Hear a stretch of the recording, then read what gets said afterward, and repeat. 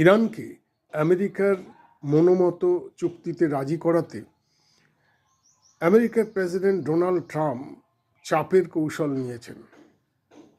ওমানের মধ্যস্থতায় দুটি দেশের মধ্যে বৈঠক হয়েছে। বৈঠকে পরমাণু অস্ত্র, ব্যালিস্টিক ক্ষেপণাস্ত্র, বিভিন্ন জঙ্গি গোষ্ঠীর উপর ইরানের নিয়ন্ত্রণ এবং ইরানের উপর আরোপিত নিষেধাজ্ঞা নিয়ে আলোচনা হয়েছে।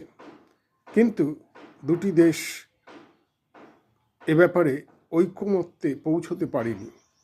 ফলে ইরানের উপর চাপ সৃষ্টির কৌশল নিয়েছে আমেরিকা।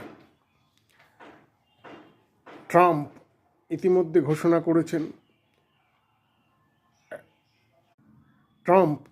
ঘোষণা করেছেন মধ্যপ্রাচ্যে তারা আরও রণতরী পাঠাবে। ইতিমধ্যে আব্রাহাম লিঙ্কন নামে একটি বিশাল নৌবহর ইরানের থেকে বেশ কিছুটা দূরে অবস্থান করছে। এখন এশিয়া, যুক্তরাষ্ট্রের পূর্ব উপকূল এবং ক্যারিবিয়ান অঞ্চল থেকে আরও রণতরী পাঠানোর সম্ভাবনা জানিয়েছে ট্রাম্প পরিষ্কার বলেছেন, ইরানকে চুক্তিতে পৌঁছতে হবে, না হলে তাদের বিরুদ্ধে কঠোর পদক্ষেপ করা হবে। কাতারে আমেরিকার সেনাঘাঁটিতেও তৎপরতা লক্ষ্য করা গিয়েছে। ফলে দুটি দেশ শেষ পর্যন্ত চুক্তিতে পৌঁছতে না পারলে ইরানের উপর আমেরিকা আঘাত হানতে পারে। সেই সময় ইসরায়েলও হয়তো চুপ করে বসে থাকবে না। ইতিমধ্যে ট্রাম্প এবং ইসরায়েলের প্রধানমন্ত্রী বেঞ্জামিন নেতানিয়াহুর মধ্যে বৈঠক হয়েছে।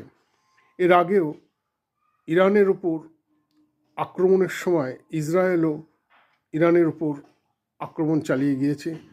ইরানের পরমাণু কেন্দ্রে হামলা চালানো হয়েছে।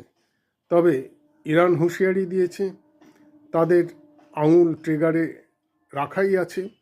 আমেরিকা আক্রমণ করলে তাহলে ইরানও পাল্টা আক্রমণ করবে, সেই মতো তারা প্রস্তুত রয়েছে। ফলে মধ্যপ্রাচ্যে আবারও অশান্তির কালো মেঘ দেখা যাচ্ছে।